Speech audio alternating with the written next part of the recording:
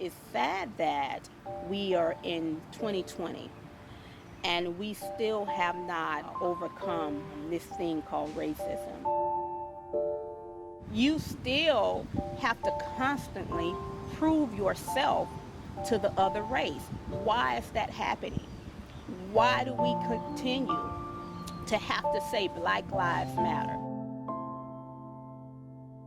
My name is Selma Bruce. I'm 71 years of age. I'm a native of St. Pete, born here, lived here all of my life. As a young child, I generally went to Tallahassee to spend my summers with my aunt and my cousin. On those trips, there was a big truck stop in Chiefland, Florida. It was called Bet's Big T.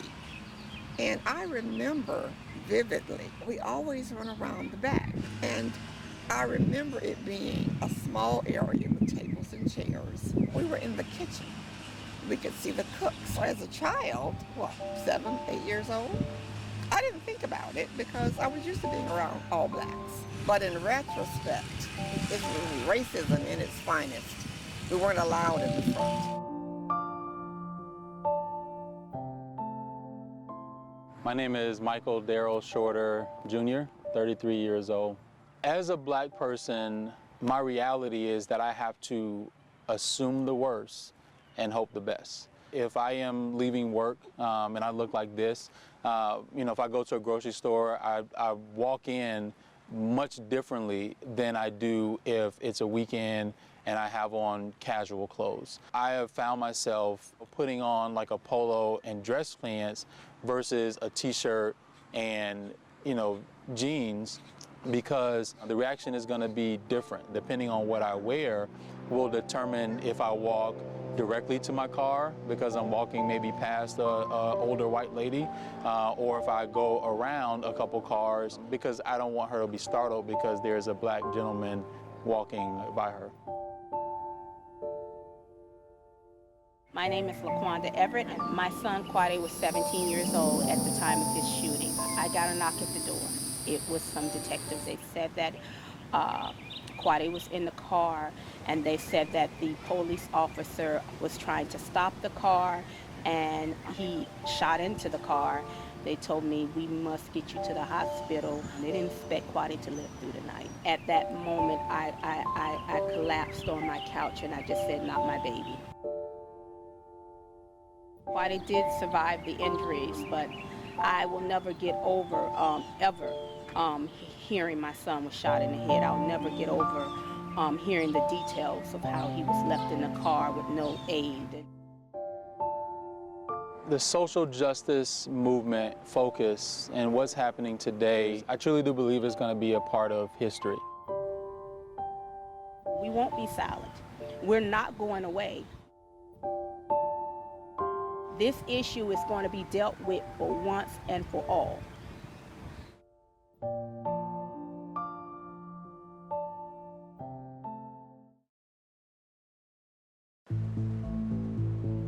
Never on Anna Maria Island. It terrifies me. There wasn't anybody that could help her. And now she's gone.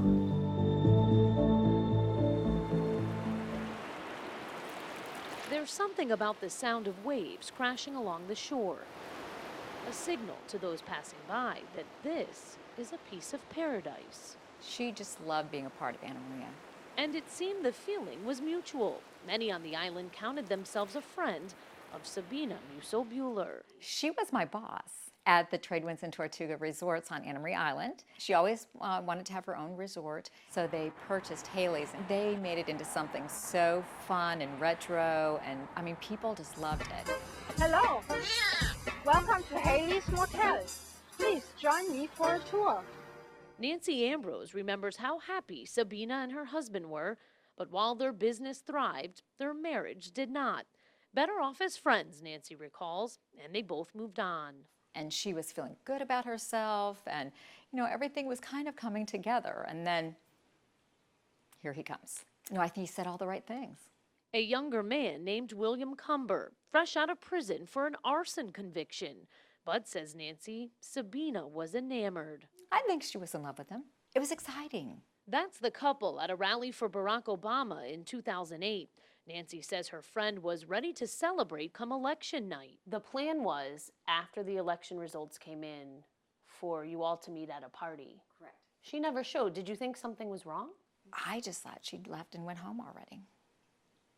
You know, I didn't think anything had happened. Until 2 days later, when Sabina didn't show up for work either. She would not do that. No. Mm-mm. She was so dependable. I knew something was wrong. Missing for 7 long years.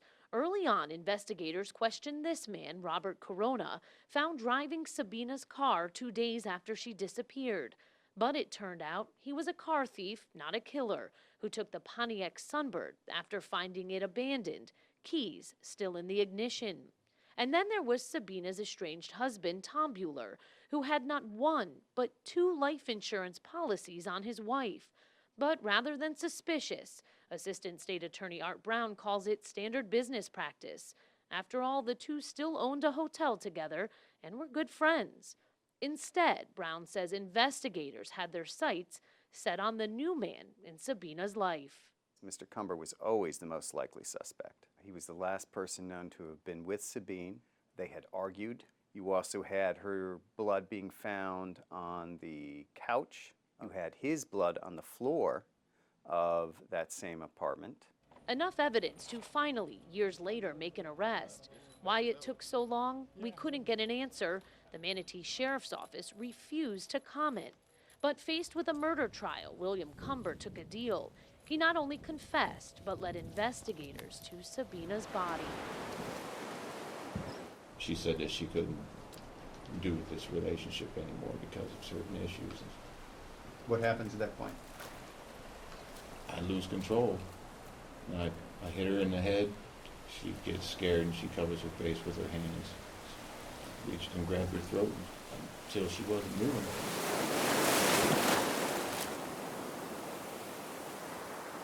She did not deserve anything that she got. Nobody does, but especially Sabina. She did not. Buried just a block from her motel, right here under a beach pavilion the couple was known to visit together. I just can't even wrap my head around it. I can't fathom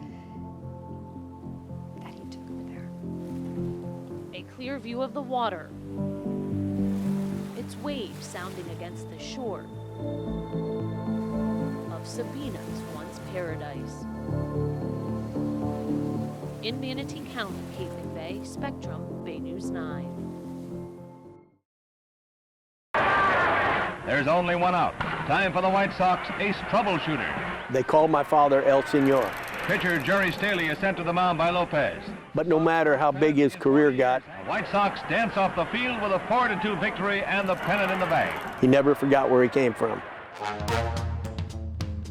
It was the 1920s and Ybor City was roaring. A bustling immigrant town with a thriving cigar industry. It's where Baseball Hall of Famer Al Lopez was born and raised. The son of Spanish immigrants, his 12th Avenue home in the center of it all. Ybor City was kind of like a melting pot. Al Lopez Jr., his father's namesake, sat down to share a bit of the family history. In those days, everybody was poor, very poor. My grandfather worked in the cigar factory, but my father never was in for that, and he was lucky that he was a ball player. Lopez learned from his older brothers, and the sandlots of Ybor soon became his stomping grounds. They played ball all the time. I mean, in Ybor City, wherever there was a vacant lot, they played ball, and they ended up at Cuscaden Park. And he was lucky enough to be seen by some people, and they asked him if he was interested in being a ball player, and he said, of course. So he signed and started playing. First for the Tampa Smokers at just 16 years old, then up to the big leagues. Now observe Al Lopez. On high flies directly over the plate, he throws the mask. Over nearly 2 decades, Lopez played for Brooklyn, Boston, Pittsburgh, and Cleveland, even holding a record for games caught that stood for 40 years. But it was Lopez's second act, coaching, that would solidify him as a baseball legend. Now the Cleveland Indians are in town, led by the chief himself, manager Al Lopez. Lopez led the Indians to the American League pennant in 1954 and was at the helm when the Go-Go White Sox did it in 1959. Sharp fielding, and the Sox turn it into a double play. Lopez finished out his career with the Sox, leaving the game for good in '69 as one of the winningest managers of all time. When your father finally retired, he came right back here to Tampa, his childhood home. Absolutely. Yeah, it was a place he wanted to be. He loved this place. It was his family and friends, and he loved it here. And the city loved him right back. There was an Al Lopez Field, an Al Lopez Day, and years later his likeness enshrined in bronze at Al Lopez Park. He was celebrated here. When he was playing and even when he was managing, he always came back to 12th Avenue. To his childhood home, still standing. Not too far from the sandlots that started it all. The legendary career of a kid from Ybor City.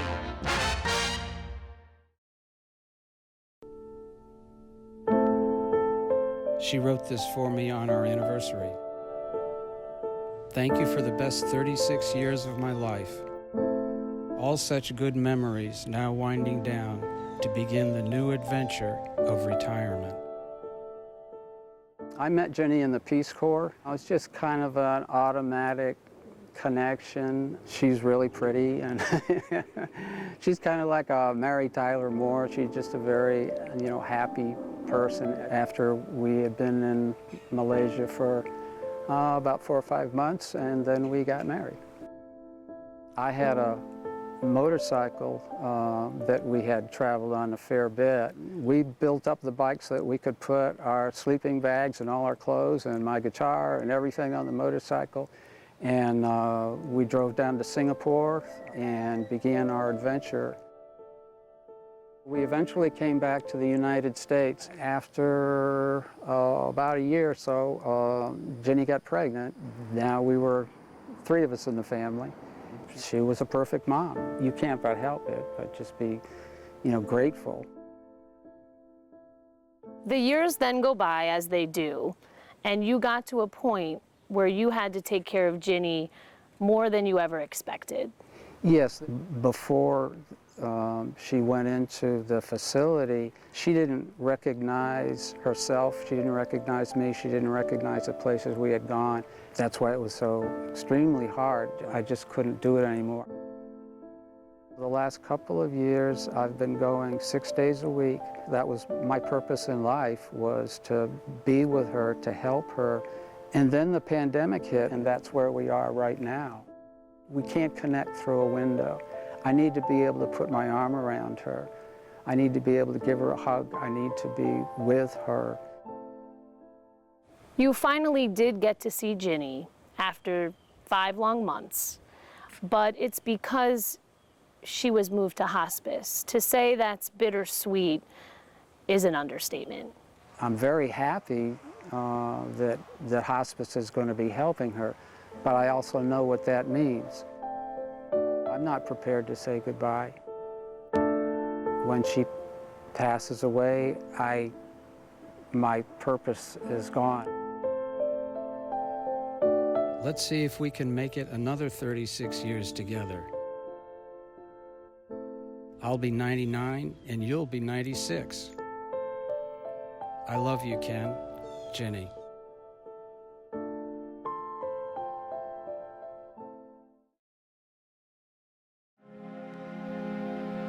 The most important word in the English language is integrity. Without integrity, you're an empty body without a soul. I was originally from Henderson, Kentucky. When I was 9 years old, my uncle took me down to Fort Campbell, and I witnessed a parachute jump. Oh, I can remember looking up and saying, oh my God, I've got to do that. I knew that my way out of the backwoods of Kentucky was jumping out of an airplane. I volunteered for Vietnam, and I was assigned as an advisor to the 23rd Vietnamese Ranger Battalion. What type of soldiers were they? These were the most dedicated young soldiers that I had ever met. They were grudge fighters. You know, I've lost my family. Now I've got to revenge this. On April 4th, 1970, your battalion was attacked. Take us back to that day. We got the operations order, and we knew we was moving to a very, very large enemy group. And we got one hilltop short of the Special Forces base camp. I just knew that things didn't seem right. And I had just completed blowing a landing zone, and I heard a hollow thump, thump, thump, and we went into a non-stop 4-day, 4-night battle. When the battle started, I had 473 Vietnamese and 4 Americans. And when the battle was over, I got off the hill, I had myself and 41 Vietnamese walking wounded. We were credited for annihilating the 66th NVA Regiment, the 29th NVA Regiment, and the K6 Sapper Battalion, which estimated roughly 5,000.